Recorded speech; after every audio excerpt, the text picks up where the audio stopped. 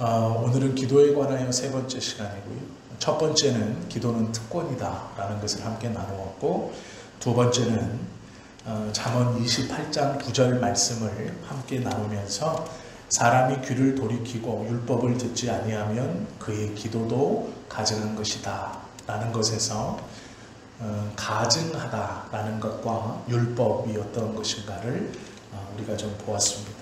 오늘은 그 잠언 28장 9절 말씀의 두 번째, 귀를 돌이킨다 라는 의미를 조금 더 깊게 알아보려고 하는데요. 그 중에서도 하나님께서 듣지 아니하시는 기도가 왜 듣지 아니하시고 응답해 주지 아니하는가 참 궁금하죠. 그래서 그 말씀을 우리가 좀 함께 나누려고 합니다. 하나님께서 기도를 들으시고 응답하지 아니하실 때는 부답이라는 것이 있죠. 기도를 들으셨는데, 분명히 들으셨는데 지금은 답변을 주시지 않는 것이죠. 아무런 응답을 주시지 않는 거예요. 그리고 때로는 변답, 다른 답으로 주셨는데 우리가 원하는 답과 일치하지 않아서 그것이 하나님께서 주신 답인 것인 줄 눈치채지 못하고 깨닫지 못했을 때 우리는 왜 하나님이 침묵하시는가 이렇게 생각하기도 합니다. 하나님은 분명히 우리에게 말씀하세요. 내가 너희에게 가르친 토라를 지켜라 라고 말씀하시거든요. 그것을 귀 기울여 듣고 행하라. 그리하면 네가 내 백성인 것을 알고 그것을 통해 너는 내가 너희의 하나님인 것을 알 것이다. 이렇게 말씀하셨어요. 여기서 말하는 토라라는 것을 우리는 지난 시간 율법을 가리키는 613가지의 모세를 통해 주셨던 계명뿐 아니라 대표적인 십계명을 지켜가는 것뿐 아니라 선지자를 통해서 주셨던 느비임과 이스라엘 역사를 통해 하나님이 믿는 자들에게 어떻게 행하시는가를 기록한 케투빔, 이 세 가지 토라와 느비임과 케투빔 모두를 하나님의 말씀이라고 한다라는 것을 우리가 함께 나누었죠. 그래서 오늘은 우리가 하나님의 말씀, 특별히 성경에 기록되어진 이 말씀을 다 믿습니다 라고 하는 신앙의 고백 아래서 오해하고 있는 것이 있다라는 것이죠.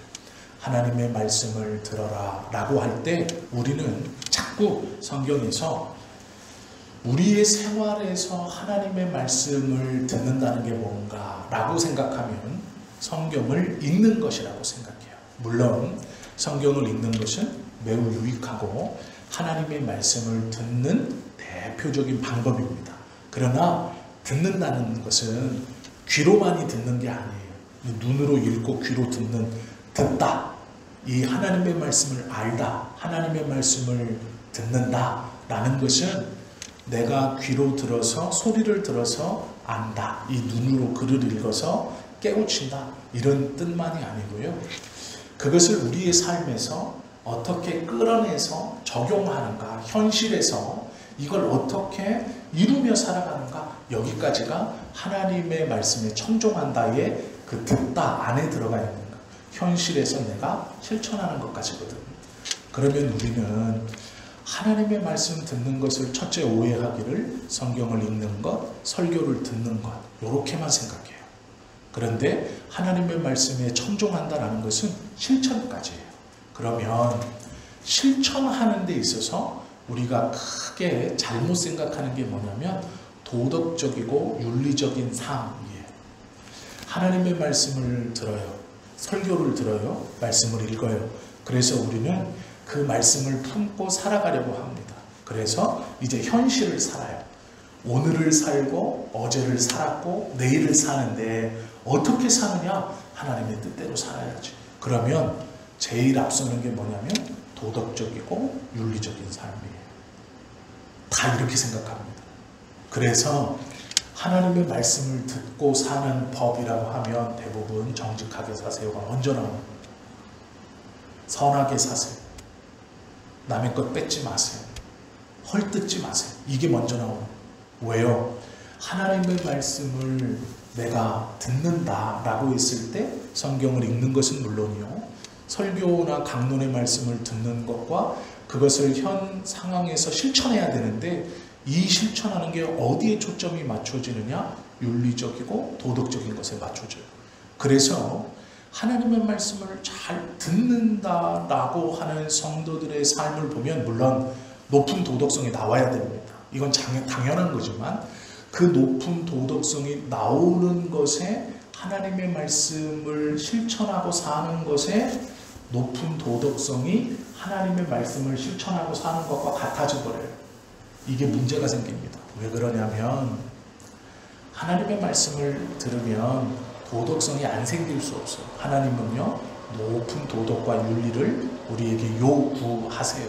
그리고 믿는 자는 당연히 그렇게 살아가야 하죠. 그런데 하나님의 말씀을 듣는다, 즉 우리의 삶에서 실천한다, 내가 그 말씀대로 살아가는 신령한 사람이 된다라고 할 때 그것을 도덕에만 두면 어떤 문제가 생기느냐, 이것이 가장 큰 오해이고 잘못된 신앙생활의 모습이에요. 마태복음 1장에 보면 제가 예를 몇 개 들어드릴게요. 한번 찾아보세요. 무슨 얘기를 하려고 그러나. 마태복음 1장에 보면 아브라함과 다윗의 자손 예수 그리스도의 족보가 나와요. 쭉 나오죠. 누가 누구를 낳고 누구를 낳고 이렇게 나와요. 거기에 도덕이 있나요? 없어요. 거기에 윤리가 없어요. 하나님의 말씀인데 내가 주님의 말씀을 듣는다고 할 때 그 주님의 말씀을 듣는 것이 하나님의 말씀을 내 생활에서 실천하며 살아가는 거지. 그러면 높은 도덕성과 윤리를 요구하지.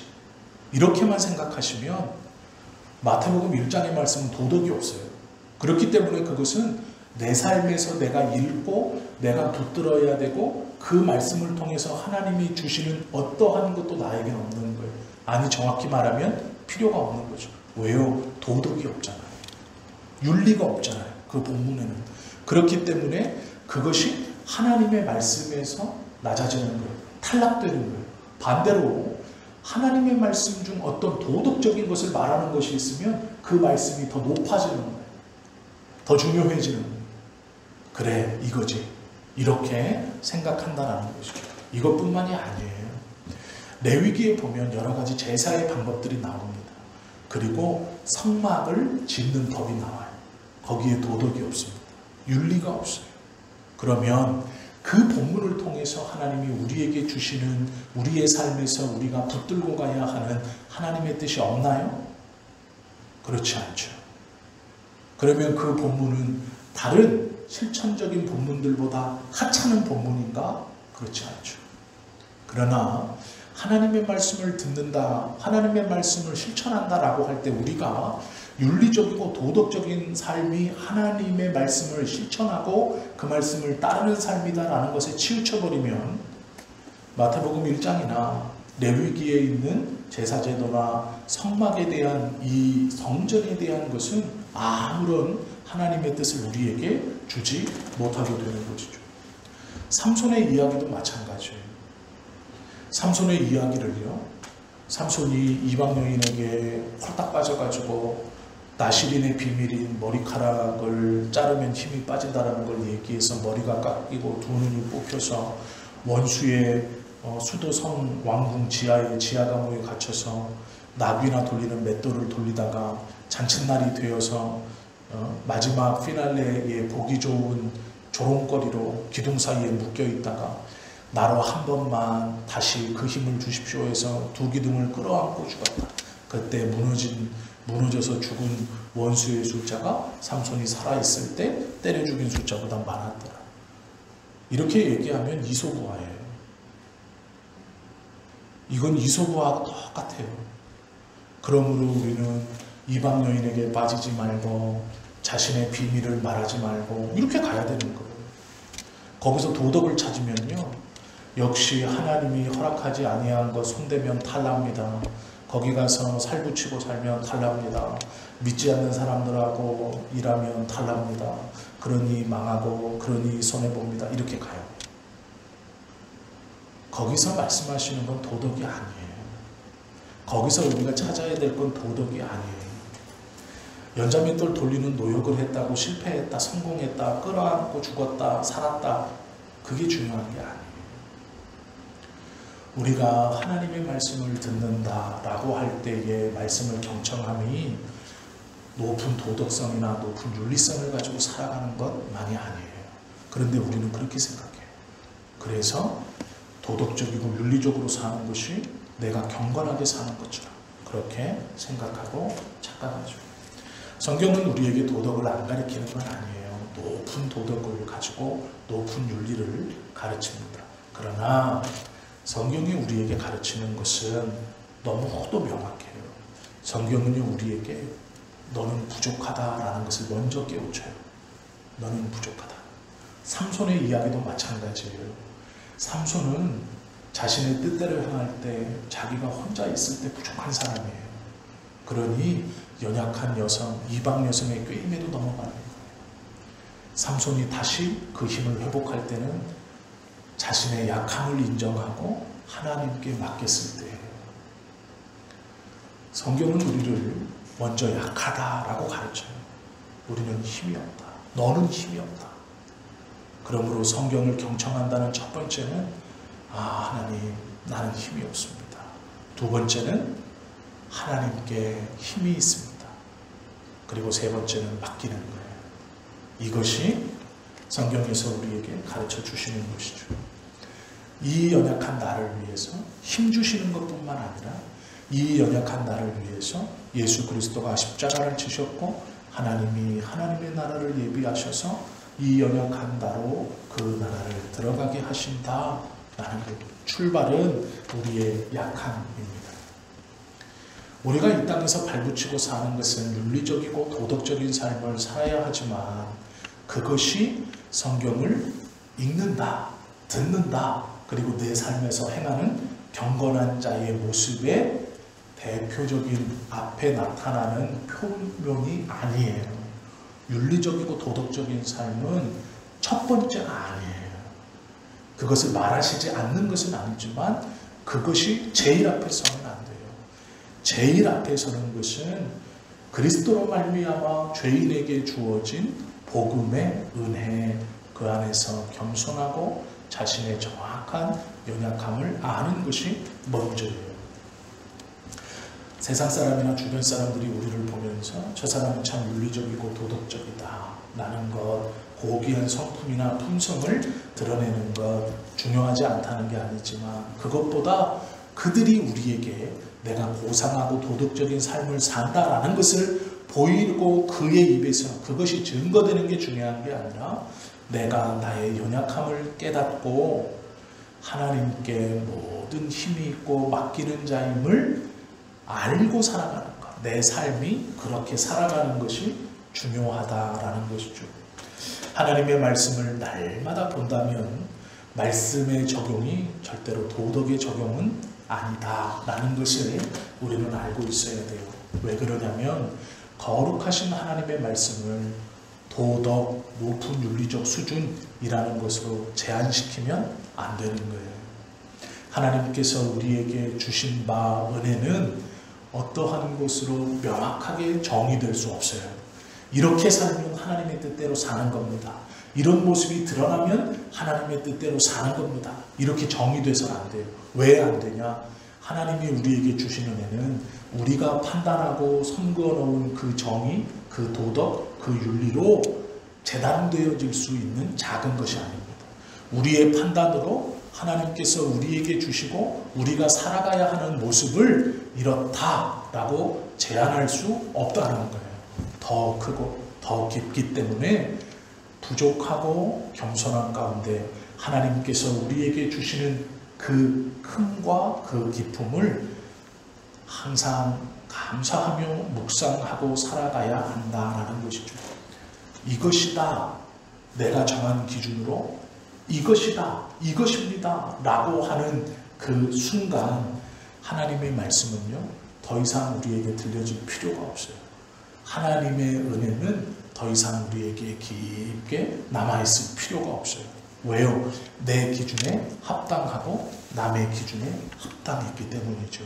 그 합당함으로 살아가서 거기서 만족한다면 하나님의 말씀은 그 다음부터 윤리가 돼요. 하나님의 말씀은 그 다음부터 도덕이 돼요. 목사님들 중에 제가 중국에 있을 때 이런 운동을 하신 분이 있어요. 상해에 계신 한 목사님이셨는데 10가지 감사, 하나님 앞에 매일매일 10가지 감사를 고백하고 10가지 잘못한 것을 매일매일 고백하는 거예요.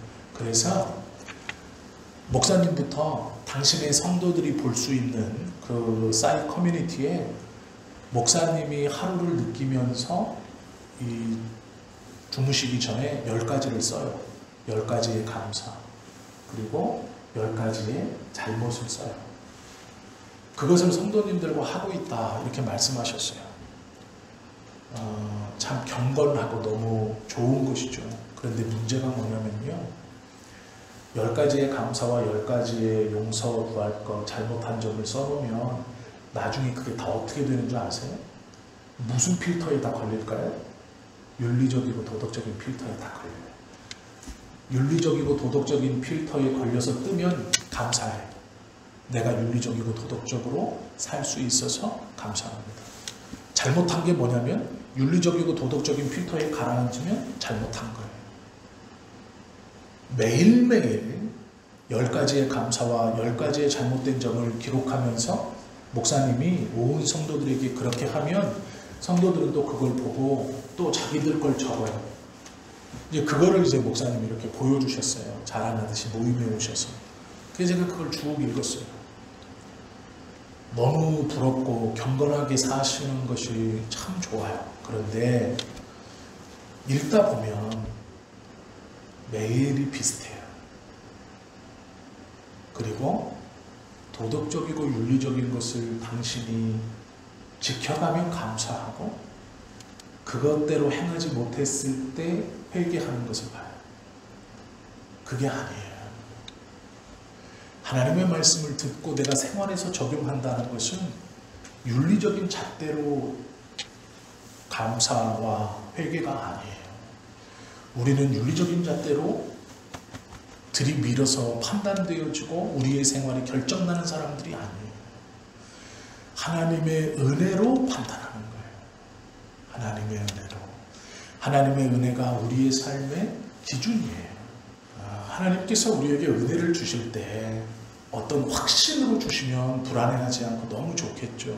그러면 어떤 분들은요, 기도했으면 확신을 가져야지 이렇게 말해요. 그런데 문제는 그 확신을 하나님이 주시는 확신인 것이냐, 내가 그냥 고집스럽게 갖고 있는 확신이냐는 묵상해 봐야 돼요. 깊이 생각해 보셔야 됩니다.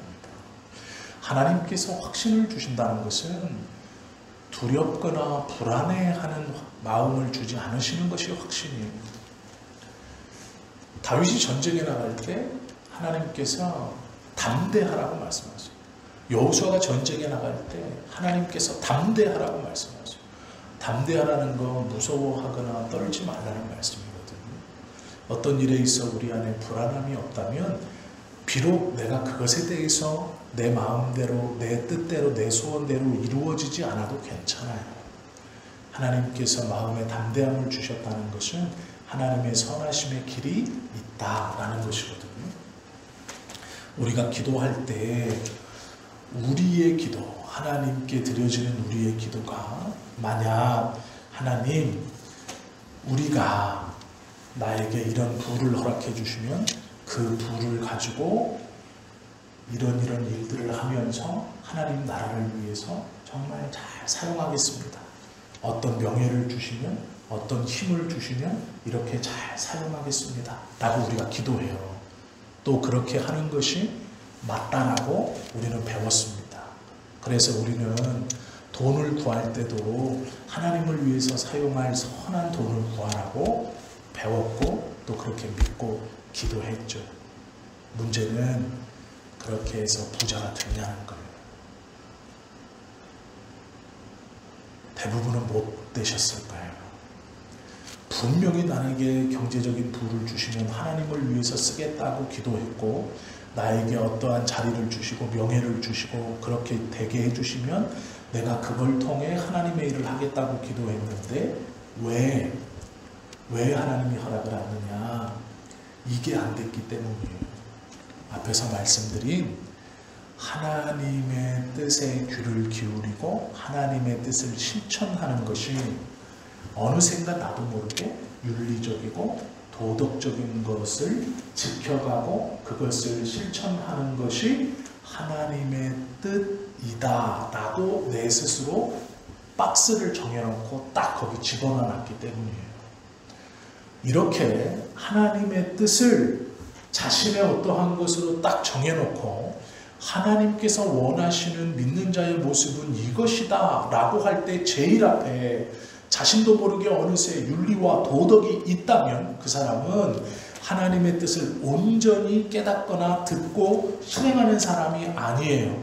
그 오해 속에서 나에게 부를 주시면 그 부를 가지고 명예를 가지고 이 힘을 가지고 그 자리를 가지고 하나님의 일을 더 크게 더 효율적으로 하겠습니다 라고 하면 그가 부를 가지면 그 부 때문에 그는 타락해요. 그가 권력을 잡으면 그 권력 때문에 그는 타락해요. 그렇기 때문에 주시지 않는 거예요. 응답하시지 않는 것이 아니라 기다리시는 거예요. 뭘 기다리냐? 기도가 잘못됐다는 게 아니고요. 그 기도가 나에게 이루어졌을 때 내가 그 기도대로 하나님의 은혜를 사용하지 못하는 잘못된 하나님의 말씀에 적용된 생활, 이것이 바뀔 때를 기다리시는 거예요. 우리는 이것을 좀 기억하세요. 성경 말씀에 보면 잠언 말씀에 이렇게 말해요. 잠언 30장 7절, 8절, 9절 말씀에 보면 이렇게 말하거든요. 내가 두 가지 일을 주께 구하였사오니, 이 두 가지 일을 구했다는 건 이 본문으로 보면 지금 기도하는 게 아니고요. 과거에서부터 계속 기도했어요. 잠언 30장 7절부터 9절까지입니다. 찾아보셔도 돼요. 여기서 보면 이 뭐라고 기도하냐면 내가 두 가지를 기도하였사오니, 과거에서부터 기도한 거예요. 그런데 그 두 가지가 뭐냐? 우리가 다 아는 거예요. 내가 두 가지 일을 주께 구하였사오니 나의 죽기 전에 주시옵소서. 그러니까 예전부터 구했는데 두 가지를 구했대요. 그런데 그걸 내가 죽기 전에 나에게 달래요. 하나님 응답으로. 그런데 그게 뭐냐? 이거예요. 그 한 가지는 나로 가난하게도 마옵시고 부하게도 마옵시고 오직 필요한 양식으로 내게 먹이시옵소서. 혹 내가 배불러서 하나님을 모른다 여호와가 누구냐 할까 하오며, 혹 내가 가난하여 도적질하고 내 하나님의 이름을 욕되게 할까 두려워함이니이다. 이렇게 말해요. 하나님, 내가 예전부터 두 가지를 주님께 구하고 있습니다. 죽기 전에 이것을 나에게 주십시오. 첫째는 너무 부하게도 말아 주십시오. 내가 배불러 하나님이 누구냐 할까 두렵습니다. 또 하나는 너무 가난하여 도적질함으로 하나님의 이름을 망령되이 할까 두렵습니다. 잘 보세요. 이 기도를 이 본문을 잘 보세요. 이가 실천하고 있는 하나님의 뜻, 하나님의 은혜, 하나님의 말씀에 귀를 기울이고 이 지혜자가 기도하는 기도와 간구하는 것 시제를 잘 보세요. 기도는 과거부터 했어요. 나의 죽기 전에 이것을 꼭 응답해달래요. 죽기 전에 응답해달래요. 그럼 아직 응답은 안 왔어요. 이 사람의 말대로라면 아직 기도하고 있는 중이고 응답을 못 받았어요. 그런데 뭐라고 기도하냐? 나로 부하게도 마옵시고. 이건 죽기 전에 부하는 게 아니에요. 지금이에요. 지금. 과거에서부터 계속 기도해 오는데 이 기도를 죽기 전에 나에게 꼭 응답해 주십시오. 시제가 여기 있는데요. 완성이. 그 기도의 내용이 뭐냐? 나로 부하게도 마옵시고. 그 부하게도 마옵시고는 지금과 죽기 전이에요. 응답 전까지. 그러니까 지금부터 이때까지예요. 그러면 지금 어떤 상태예요? 부해서 하나님을 모른다 하지도 않는 상태. 너무 가난해서 도덕질에 하나님의 이름을 망령되이 일컫지도 않는 상태. 그 상태가 죽기 전까지 계속 가야 된다는 거예요.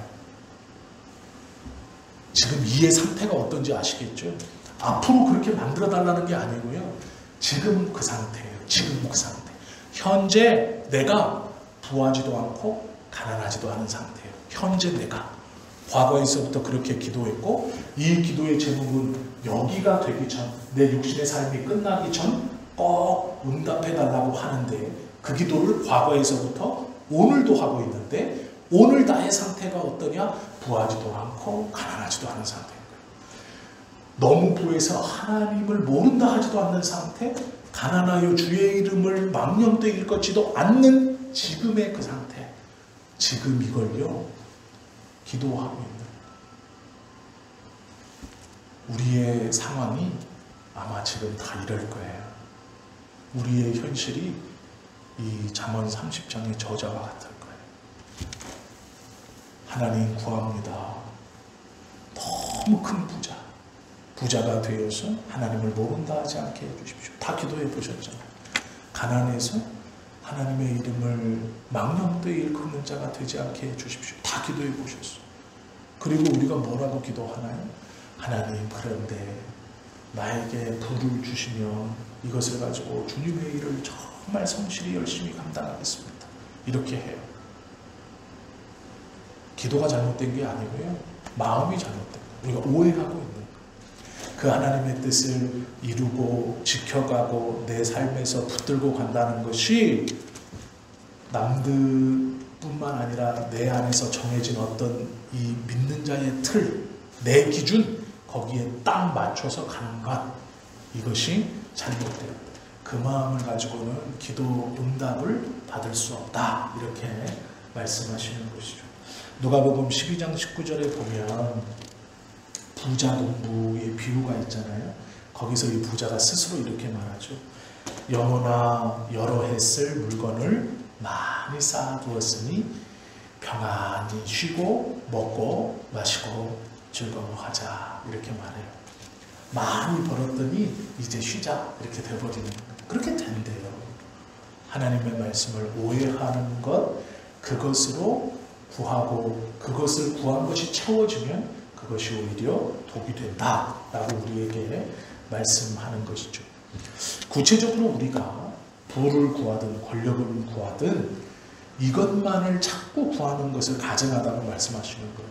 뭐 없이 생활에 온전한 이 돌아감 없이, 즉 윤리적이고 도덕적인 것을 살아가야 하나님의 사람이다, 그래야 믿음이지, 그래야 믿는 자지라는 것이 제일 앞서 있는 이 마음을 돌이키지 않으면 그 돌이키지 않는 자의 기도를 듣지 않는 게 아니고 가증하다고 말씀하세요. 너는 외식하는 거야. 입의 말과 마음의 뜻이 다르다, 이렇게 말씀하고 있죠. 바로 깨닫지 못하고 하나님의 말씀을 바로 깨닫는 그 위치에 있지 않고 하나님께 무엇을 계속 구하기만 한다면 그것은 가증하는 것이다 라고 말하죠. 마음의 순결함과 정직함을 가졌다라는 것은요, 하나님의 말씀을 그대로 듣는 거예요. 내 기준으로 거르지 않고 그대로 듣는 것. 그리고 도덕과 윤리의 채로 거르지 않고 그대로 행하는 거예요. 내 삶에서 도덕이나 윤리로 한 번 더 걸러내지 않는 것이죠. 하나님의 말씀이 우리에게 정당하게 비추어야 되는데 그렇지 못하고 우리의 담에 막혀서 그 은혜가 줄다라는 것이죠. 시편 119편 105절에 보면 주님의 말씀은 내 발의 등이요 내 길의 빛입니다 라고 말해요. 내가 걸어가는 방향이 있고 목적이 있고 걸어가는 방법이 있죠. 근데 그럴 수 있어요. 그런데 문제는 뭐냐면 길을 벗어나면 내 마음대로 길을 만들어서 갈 수는 없다라는 거예요. 그리고 내가 원하는 방향과 목적과 내 걸음걸이가 있지만 그걸 잘 걸어가게 빛이 되는 것이 하나님이다라고 말해요. 주님의 말씀이다. 그런데 우리는 주님의 말씀을요, 잘 보이지 않는 이 호롱불 틀에 가두듯이 내 기준에 가두어요. 대표적인 것이 도덕적인 거예요. 상식이에요. 내 판단이에요. 내 경험이 그것에 가둬놓고 비추고 있으니 흐릿흐릿하고 안 보이는 거예요. 그런데 거기에다 대고 기도하는 것이 옳지 않다라고 말하고 있는 것이죠. 하나님의 말씀을 듣는다라는 것이 무엇인가를 오해하시면 안 돼요. 그러면 이렇게 물을 수 있어요. 그럼 하나님의 말씀을 듣는 것이 무엇입니까, 목사님? 알겠어요.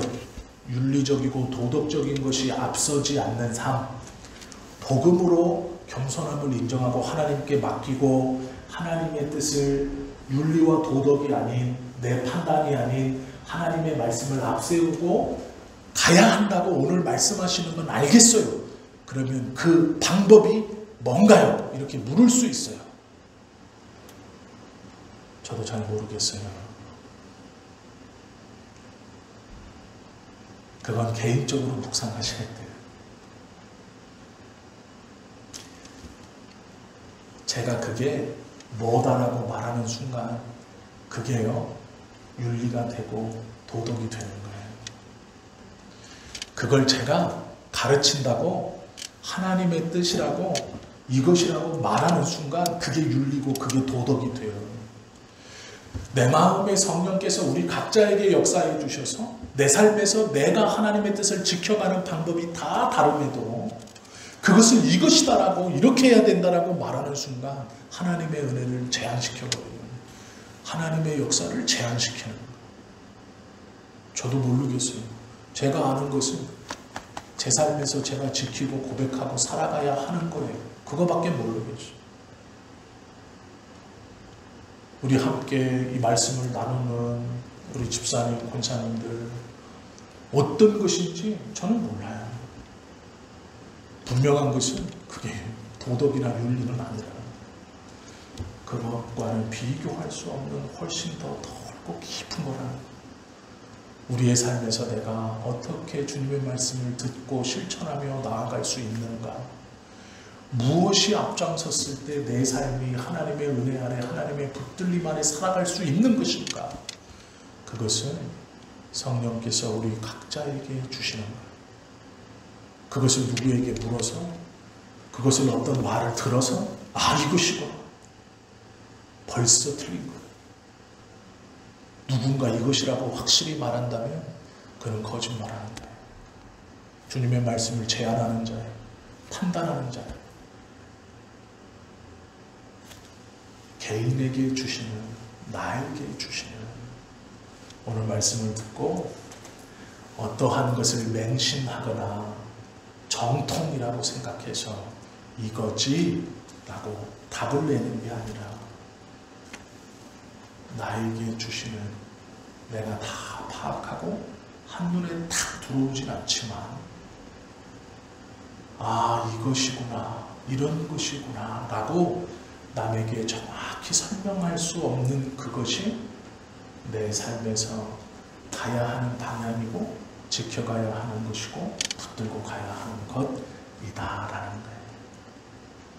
저는 저 나름대로 그것이 있고 성도님들은 성도님 나름대로 그것이 있을 거예요. 남이 정해주는 것 말고 이것이 정통입니다, 이것이 맞습니다 해서 하는 그것 말고 지금까지 해왔던 윤리적이고 도덕적인 것 말고 내가 하나님의 말씀을 듣고 그 말씀을 삶에서 실천한다고 할 때 내가 무엇을 바꿔야 하고 어떻게 살아가야 하고 어디로 걸어가야 하는가, 무엇이 믿음인가, 나의 믿음의 모습인가를 개인적으로 깨닫고 또 그것을 지켜가 하나님께서 기뻐하시는, 들으시는 기도를 입술로 고백할 수 있는 그러한 믿음의 상태가 되실 수 있기를 예수님의 이름으로 축원합니다. 기도드립니다.